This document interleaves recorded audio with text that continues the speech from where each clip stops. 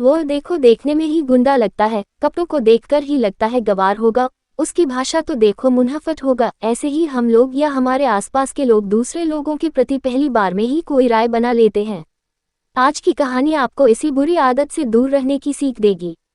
Sir वह देखो, वह जो सबसे आखिरी वाले टेबल पर बैठकर खाना खा रहा है ना, वह बुढ़ा आज पहली बार नहीं आया है। वह इससे पहले भी 2 बार अपने होटल में खाना खाकर जा चुका है, लेकिन उसने अब तक अपने उधार के पैसे नहीं चुकाए हैं और आज फिर आ गया है खाना खाने। होटल के एक वेटर ने अपने मालिक हीराचंद के कानों में धीरे से यह बात बताई।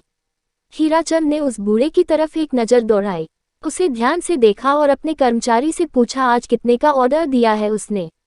सर वो भले ही उधार का खाता है, फिर भी वो कंजूस, कभी ज़्यादा का ऑर्डर नहीं करता है। आज भी उसने बाकी दिनों की तरह ही सब्जी रोटी मंगाई है, 50 रुपये बिल होगा उसका।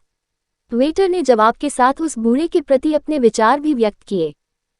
बूढ़े के साधारण से खाने का ऑर्डर देखकर सोचते हुए हीराचंद ने कहा, कुछ मजबूरी होगी उनकी, इसलिए बेचारे पैसे दे नहीं पाए होंगे। नहीं सर, ऐसे लोगों को मैं बहुत अच्छी तरह से जानता हूँ, फोकट का खाने की आदत होती है उनको, और जब पैसे देने की बारी आती है तो आनाकानी करते हैं। बूढ़े की तरफ वेटर ने तिरस्कार भरी नजरों से देखते हुए कहा। हीराचंद को अपने कर्मचारी के विचार जानकर थोड़ा बुरा लगा। उन्होंने कहा, अच्छा ठीक है, तुम जाओ, मैं देखता हूँ क्या करना है। हीराचंद ने एक बार फिर उस बूढ़े की तरफ गौर से देखा। बुढ़ापे की वजह से चेहरे से जा चुकी चमक हीराचंद इतनी दूर से भी महसूस कर पा रहा था। बड़े ही साधारण कपड़े पहने थे उसने, कुर्ता पजामा और कंधे पर गमछा डाल रखा था। अपना खाना खत्म कर वह बूढ़ा सीधे काउंटर की तरफ हीराचंद के पास आकर खड़ा हो गया और बोला, साहब कितना बिल हुआ मेरा? पहले का उधार जोड़कर बताए। हीराचंद ने उसका पहले का और आज का बिल पहले से तैयार करके रखा था। बिल उसके हाथों में देते हुए हीराचंद बोला, 150 रुपये। बिना किसी सवाल के उसने अपने कुर्ते के जेब से 200 रुपये की नोट निकाली और हीराचंद के सामने काउंटर पर रख दी। हीराचंद ने पैसे उठाते हुए बूढ़े से पूछा, अंकल आप यही कहीं पास में रहते हैं क्या? नहीं बेटा, मेरा घर यहाँ से बहुत दूर है, उसने कहा।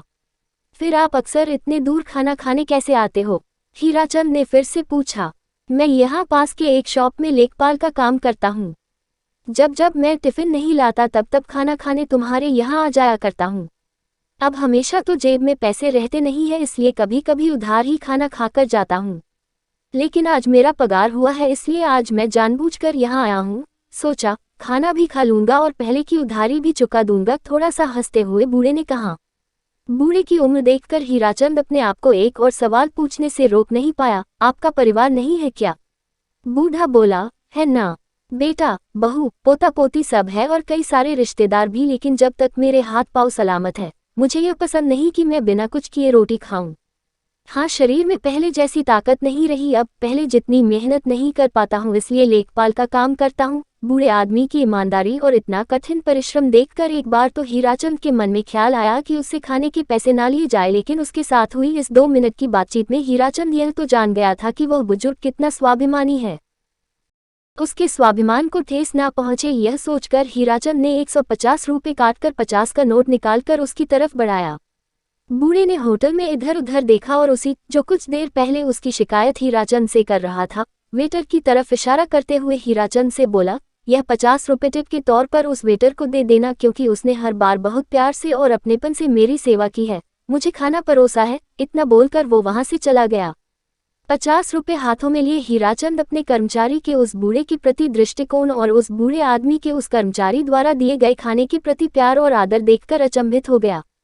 उसके पास बोलने के लिए कुछ भी नहीं था। तो दोस्तों, आप अमीर है या गरीब, आपके पास जो पैसा है वो कभी भी यह तय नहीं करता हमारा दूसरे लोगों के तरफ कैसा दृष्टिकोण है या हमारे विचार कैसे हैं। यही हमें गरीब या अमीर, अच्छा या बुरा बनाते हैं।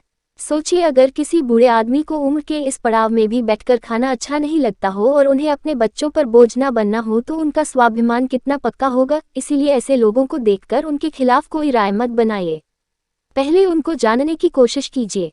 अगर उनका व्यवहार कुछ अलग लगे तो सोचिए कि जरूर उनकी कोई मजबूरी होगी। इससे उनका तो कोई फायदा या नुकसान नहीं होगा, लेकिन हमें और लोगों को हमारे विचारों के बारे में पता चलेगा। इसीलिए किसी के भी प्रति अपनी राय देने से पहले अपने विचारों पर विचार करना जरूरी है। दूसरों को जज करने से पहले अपने विचारों को जज करना आवश्यक है कि कहीं हम गलत विचारों के अधीन होकर गलत व्यवहार तो नहीं कर रहे। तो दोस्तों यह कहानी आपको पसंद आई हो तो वीडियो को लाइक और चैनल को सब्सक्राइब जरूर करें। धन्यवाद।